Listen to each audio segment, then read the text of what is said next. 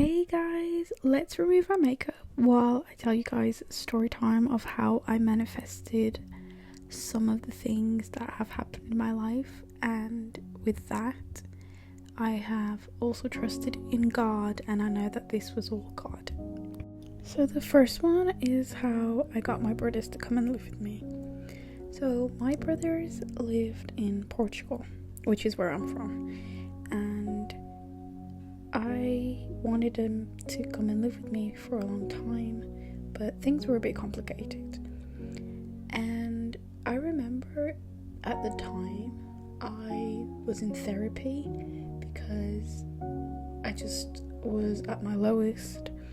And if you live in England, I feel like you know that it can get a bit depressing, and the weather doesn't really help at all, so that's that.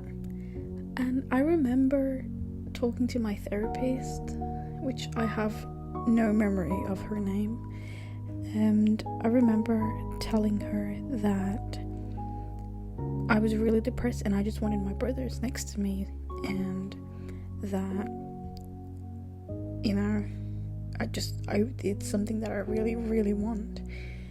And this was in 2019, so it's crazy, but the next year they came. They were next to me. They were with me in 2020, and I know that was God. I know God listened to me and he heard my prayers, and he just needed me to be strong and to be patient. And honestly, it's amazing what he can do. The second one, it's not as nice, but I feel like I kind of manifested it, but not in a, like, I didn't mean for it to happen. But when I was back in school, I was 15 and I had met a boy on Facebook. I know, stranger danger. And let's just say things didn't really work out. It was kind of more of a virtual relationship. I only saw him about twice, and well, my nudes kind of got out because I trusted the wrong person, and I just never really got that apology, and I was very humiliated.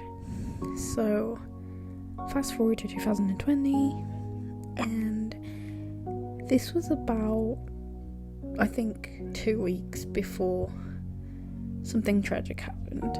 But I was planning on messaging him, and I found his account, but something hesitated in me. I didn't do it.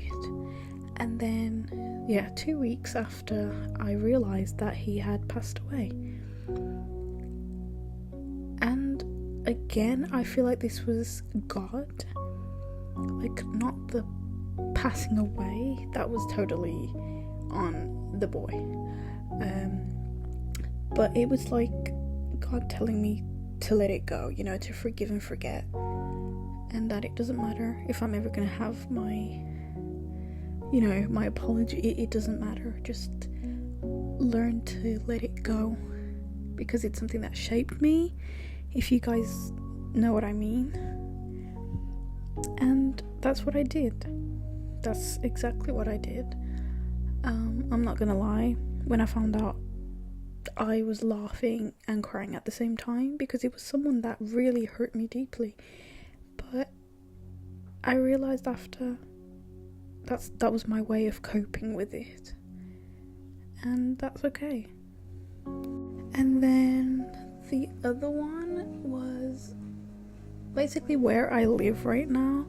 I had been around the area previously, like years before, and me and my partner, we said, you know, this is a really nice area, you know, imagine if we live here, because the area where we lived before, it wasn't the best. And God did it again. We are now living in the area that we were talking about. It's such a nice area. It's so quiet, peaceful. All you hear are birds. And again, God did this. God tested my patience, and He gave me what I prayed and asked for. So what I'm trying to say is, don't stop believing in God just because He doesn't grant you what you want at the moment. It takes time. You just have to keep trusting Him. Things take time. If it's not the right thing, it's not the right thing, but it will come. The right thing will come. You just have to keep trusting Him. Okay, bye.